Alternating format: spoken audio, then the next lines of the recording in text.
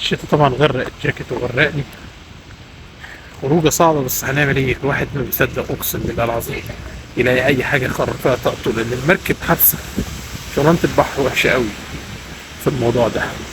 تقضي 6-7 شهور تفضل في المركب، يعني بتشوف البلاد وكل حاجه، بس يعني شوف احنا النهارده اغلبنا البحاره كلهم خرجوا، الطقم كله خرج مخصوص عشان هو عارف ان احنا هنطلع رحله طويله وهيبقى فيها شقلبه ودنيا، فاللي هو تطلع تشم جو احسن.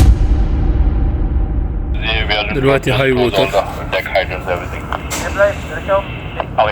فالمية بقى بص واصلة لدرجة فين، خلاص كانت أقل من كده بكتير. بص بيسافروا هنا بالهليكوبتر عيشة مزاجية هنا جدا، وبالسي بلان زي ما قلت لكم كل شوية أكنها زي مثلا أتوبيس متحرك. بص في طيارة تانية جاية اهي، في طيارة تانية مسافرة اهي هناك اهي، بص بدأت تظهر. فسبحان الله يعني كل دولة فيها تكنولوجيا غريبة عن التانية. هنا السي بلان زي ما قلنا كتير جدا. تخيل دولة، بص شوف استنى السي بلان واحدة ثانية جاية اهي، واللي فاتت دي بيسافروا بين الجزر بتاعتهم بسي بلان. انا خدنا طبعا في قانون منع التصادم يعني السي بلان ان هي بتتعامل بطريقة البحر، لان هي لازم تبقى برضو بروفايد النافيجيشن لايت جرين اند ريد، فاحنا لازم نبقى عارفين ايه هي القانون بتاعها. بص شايف الايجل، النسر هو اللي بيجري من الطيور، المفروض العكس. طبعا احنا في مكان كله بتاع عربيات، هوريهولك. بص عربيات متعلقه هنا بتتصين وجايه في الورش. هي العربيات اساسا مش محتاجه تصين، ايه هو اللي بيتصين فيها؟ انا مش فاهم. بص اوعى استنى ناخد صوره. بص المكان ده كله ورش وصناعات وحاجات من دي، مش لينا يعني، ما فيهوش متعه يعني. لازم تنزل البلد نفسها بقى تلاقي الحواديت. فكمل معايا هنا بقى. انا كده ايه خلاص هوصل للاتوبيس شويه اللي جايين دول، الايام اللي جايه. كندا كان نفسي نطول هنا بس ما عرفناش بقى طبعا نطول هنا، الفتره دي قليله قوي بصراحه. تحس ان العربيات كلها التسلا هنا كتير قوي، مارك بقى مولع الدنيا ومبيعات وبتاع، ومخلي العالم كله النهارده بيتجه للعربيات الكهربائيه. مش عارف هنا بيعملوا ايه في التلج والبطاريات، مش عارف بصراحه. هنا لاحظت حاجه جميله جدا، انا خلاص وصلت عند الاتوبيس دلوقتي اللي هاخده وانزل بيه البلد، ان العربيات ذوق جدا جدا جدا فوق ما تتخيل. بيقفوا لك ويقولوا لك عدي،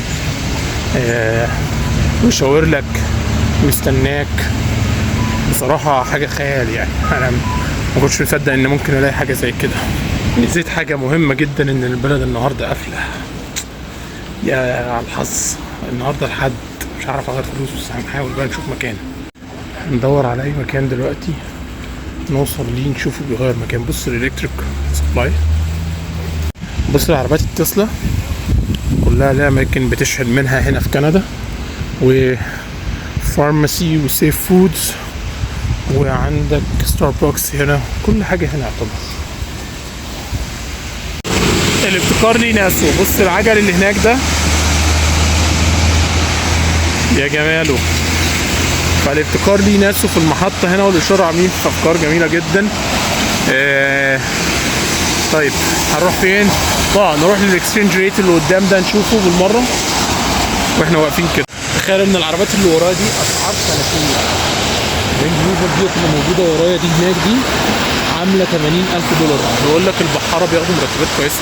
انت لو حبيت تعيش بمرتبك ده هنا هتصرفه في اسبوع. بص العربيات طبعا كندا مستوى ليفل تاني، عشان كده مش عمر ما حد يقدر يشتغل في البحر بالاسعار اللي موجوده دي وبالمرتبات اللي موجوده دي، مش هيقدر يعيش في بلده. فعشان كده هي جنسيات معينه بس اللي تقدر تشتغل في البحر عشان تساعد العالم وياكل ويشرب. اهو من كندا اكبر اثبات اهو، اسعار فلكيه. $80,000 $120,000 يعني بص دمار. بس طبعا هنا في كندا تقدر تجيبهم، لان مرتبات كندا السفراجي بياخد $4,000-5,000 في الشهر، فيقدر يجيب عربيه. وسع الحدود ده ايه. بس المكان الجميل التحفه ده. اوه ماي جاد، لاف ات لاف ات. ماشي. بي ويست. احنا دلوقتي عايزين ايه؟ تعالى نروح بس المكان الحلو ده. في اماكن كتير تحفه هنا في البلد دي بصراحه، كلها تقريبا. لقيت الراجل بتاع الاكسشينج ريت صرافي ابدانا دانا، حاجه هندي باين الراجل ده. تعالى نشوف المعلم ده ايه بالظبط. تعالى نعدي الاول. نعدي ازاي اساسا؟ هو مش لازم يقفوا. فلقيناه خلاص الصرافي. اهلا اهلا يا معلم، اخيرا لقيناك. عايز اغير فلوس يا جدع، زهقت، مشيت كتير. كام البيزنس النهارده؟ ورينا. مش عارف بيزنس اورز ايه. هو اعتقد ان مفيش غيري انا اللي ماشي بس في البلد دي باين ولا ايه؟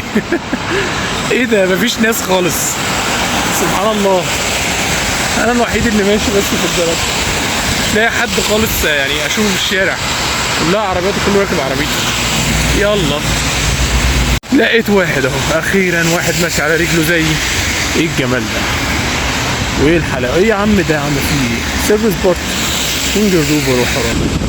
غيرنا الفلوس، جينا نقف بقى مع الراجل الطيب اللي ورايا ده عشان نبدا نتحرك نروح على السيتي نفسها من جوه. هناك اجمل من هنا طبعا. هنا ديت ضاحيه من الضواحي. تعالى نشوف دلوقتي ونبدا بقى نتحرك على الاساس ده.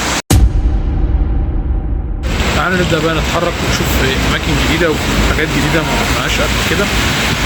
تعالى بقى نشوف احنا هنتحرك نروح فين. البلد الحلوه والجمال كله كندا. تعالى ندخل كده نشوف الدنيا هنا. اللي هي في وسط البلد. الشارع ده باين له شارع اليابانيين. تعالى نبدا نروح فيه وبعدين نشوف الدنيا هتمشي بقى. انا عايز الاول اكل وبعد كده اتحرك على اماكن كتير هنوريها لكم بقى النهارده عكس المره اللي فاتت. فتعالوا بقى نبدا ايه، نروح المنطقه اللي قدام نشوفها عامله ازاي. وتعالى نتدفى اكتر عشان الموضوع مش سلكان يعني. فاحنا دلوقتي في المنطقه. انت هنا دايما هتلاحظ، بص في حاجات غريبه كده السعوديين الهوملس بيعملوها. هو هنا اصلا فكره ان يبقى في هوملس شحاتين دي كانت بالنسبه لي حاجه غريبه جدا، لان دي بلد اساسا مهاجرين.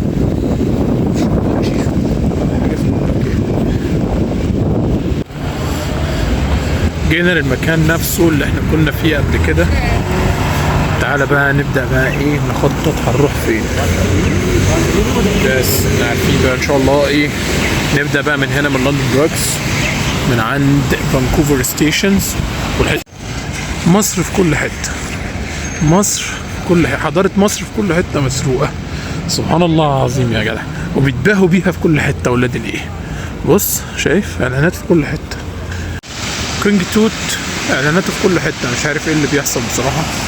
باين في حدث هيحصل هنا في البلد تقريبا يعني. فالمصريين في كل حته، اثرنا في كل حته بصراحه، حتى في كندا بنت الايه. لاحظت حاجه غريبه هنا في البلد دي، ان كل واحد ماشي بيشرب حشيش. غريبه يعني، ريحه الحشيش في كل حته. دي الاماكن المخصصه الاماكن اللي بيقف فيها. الراجل اللي قدامي ده شغال وعادي جدا. حصل موقف غريب، انا ما اعرفش الطريقه دي عملت لي مشكله، بس هي دي الوحيده اللي لقيتها في المركب موجوده اللي هتدفيني. معيش حاجه ثانيه بصراحه. ويعني قلت اخرج بيها. لقيت واحد شافها مره واحده اتنرفز واتعصب، فقلت اداريها احسن. ما اعرفش ايه اللي حصل له. مره واحده لقيته نزل فيا شتيمه ومش عارف ماما مش ماما بتحبك وكلام خايب كده عمال يقوله. طب يا عم انت عايز مني ايه؟ طيب هرزعه قلمين. بس البلد اللي انت متعرفش فيها حد، لا امسك نفسك. الهنود في كل حته يا جدع، الهنود في كل حته. مش معقول حاجه، استغفر الله العظيم يا رب. الشارع ده انا كنت معدي منه المره اللي فاتت، هرجع له طبعا عشان هو الجنب التاني فيه الاكل العربي ابن الحلال هنا. تعال نكمل اهو. هو ده ما اعرفش ماله، ده مجنون ولا ده عادي هنا في البلد؟ ما اعرفش بصراحه. لو حد يعرف يقول لنا في الكومنتات يعني. ده لو حد متابع ورا. بص نفس القصه دي احنا حكينا عنها في الفيديو التاني. ممكن تاخد العجله وتأجرها تبدا تتحرك بيها. تعالى ندخل من جوه. من هنا الجو ساقع. وصلنا بقى للحته اللي انا جاي عشانها عشان ادخل جوه هنا. اللي كله قال لي لازم تزور المكان اللي جاي ده، مفاجأة وتحفة. فيلا تعالى نشوفه. بص العربية دي بقى بتاعت ولا كلمة فاست فوريوس، موفي فاست فوريوس. هنا عربية تحفة. دي طلعت محطة، هي دي اللي انت قلت لي عليها يا باشمهندس اجي ازورها؟ لا يا عم ازور ايه؟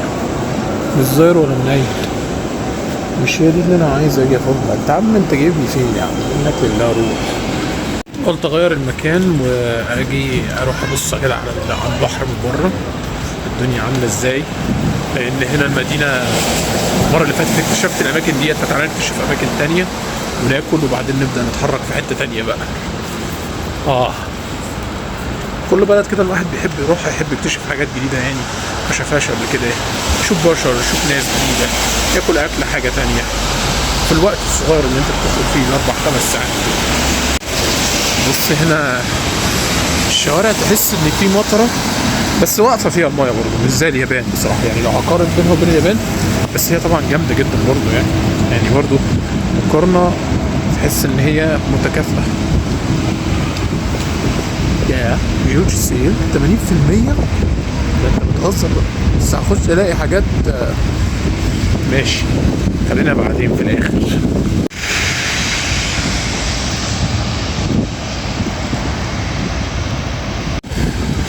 هروح كده للفود كورت اللي في كندا.